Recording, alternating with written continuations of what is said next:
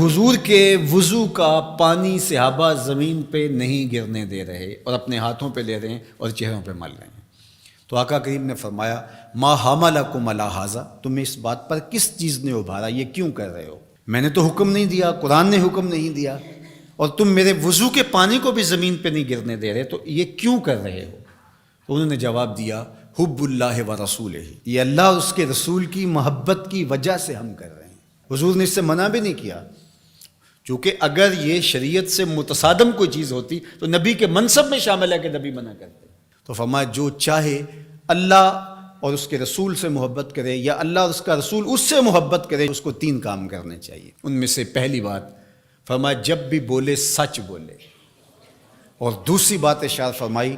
جب اس کے پاس امانت رکھی جائے تو اس امانت میں خیانت نہ کرے، اس امانت کو صحیح لٹا دے، اور تیسری بات جو اس کا ہمسایہ بنے اس کی ہمسائیگی کے حقوق کا پورا خیال رکھے۔ تمہاری محبت کا یہ جذبہ صادقہ ہے کہ تم میرے وضو کے پانی کو بھی زمین پر نہیں گرنے دیتے، لیکن کہیں تمہاری محبت یہیں رک کر کے نہ رہ جائے اور لوگوں کے حقوق پامال نہ ہو جائیں، ہمسایوں کے ساتھ زیادتی نہ ہو جائے۔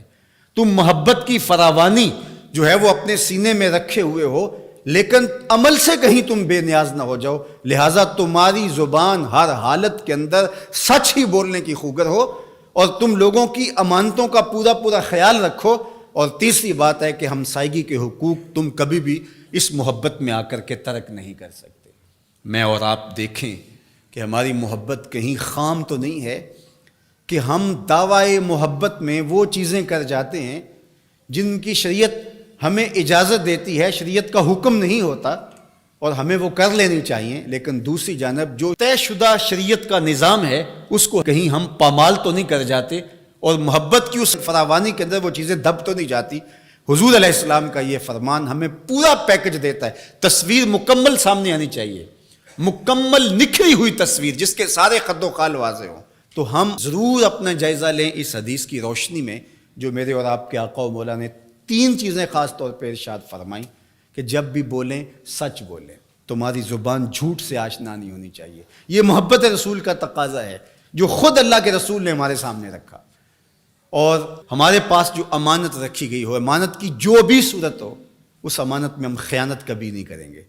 اور تیسری چیز یہ ہے کہ اپنے ہمسائیگی کے حقوق کا ہم ہر صورت کے اندر لحاظ رکھیں گے اور خیال کریں گے، ان کو کبھی بھی پامال نہیں ہونے دیں گے۔ یہ 3 چیزیں اگر ہم اپنی روح کے اندر سمو لیتے ہیں اور یہ ایسا نقشہ سامنے آتا ہے ہماری محبت کا، تو یہ محبت ماحول کے اندر خوبصورتی کی ضمانت بنتی ہے۔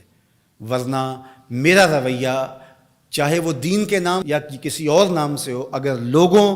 کے لیے دین سے دوری کا سبب بن جائے تو مجھے سوچنا چاہیے کہ میں کھڑا کہاں ہوں اور میرا مزاج کس سمت جا رہا ہے، اور میں اپنے آپ کا جائزہ لوں۔ میرے استاد فرمایا کرتے تھے کہ یہ نہ ہو کہ لوگ تمہیں پوچھے تم کون ہوتے ہو اور تمہیں بتانا پڑے یہ دیکھو مذہب کے خانے میں اسلام لکھا ہے۔ آپ فرمایا کرتے تھے صاحب نہ پوچھنا پڑے نہ تمہیں بتانا پڑے،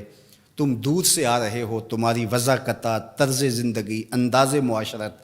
تمہارا حلیہ، تمہاری زندگی کے اسلوب دیکھ کے لوگ دور سے کہیں وہ دیکھو آقا کا غلام آ رہا ہے۔ اور اس پہ میں ایک اور بات کا اضافہ کرتا ہوں، اور وہ یہ کہ تم دور سے نظر آ رہے ہو تو لوگ کہیں وہ حضور کا غلام آ رہا ہے، لیکن تم قریب آ جاؤ تو پھر بھی لگے کہ تم حضور کے غلام ہو۔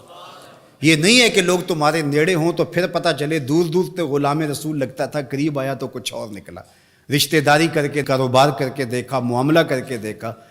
تو اب پتہ چلا کہ اس کی داڑھی کا سائز تو ٹھیک تھا، اس کی پگڑی کا رنگ تو اچھا تھا، اس کا جبہ تو بڑا خوبصورت تھا، لیکن جب اس سے معاملت کر کے دیکھی تو یہ تو کچھ اور نکلا۔ اس کے لہجے میں یوں تو برف تھی، لیکن اس کے لہجے میں یوں تو برف تھی، لیکن جو چھو کے دیکھا تو ہاتھ جل گیا۔ تو یہ نہیں ہے کہ تم دور سے بھلے اچھے تسبیح بھی ٹھیک ہے، مصلی بھی ٹھیک ہے، سب کچھ ٹھیک ہے، بڑی لمبی نمازیں پڑھتے ہو۔ انسان صوم و صلات کی وجہ سے نہیں پہچانا جاتا، انسان اپنے رویے اور عمل کی وجہ اور کردار کی وجہ سے پہچانا جاتا ہے۔ تو اس لیے ہم دور سے اچھے بھلے دکھائی دیں، لیکن جب کوئی ہم سے کاروبار کر کے دیکھ لے، ہماری ہمسائیگی میں مکان بنا کے ہمارا ہمسایہ بن کے دیکھے، اور جو ہے وہ ہم سے رشتہ داری کر کے دیکھے، بیٹی اور بیٹے کی شادی کر کے دیکھ لے، تو پھر پتہ چلے کہ یہ باقی تو سب کچھ ظاہر سے ٹھیک تھا، لیکن اندر تو بہت کڑوا نکلا، اندر تو بہت کسیلا نکلا. نہیں، کوئی دور سے ہمیں دیکھے پھر بھی ہم بھلے دکھائی دیں، اور قریب آ کے دیکھے تو اور سحر میں کھو جائے کہ حضور کے غلام واقعہ ہی ایسے ہوا کرتے ہیں.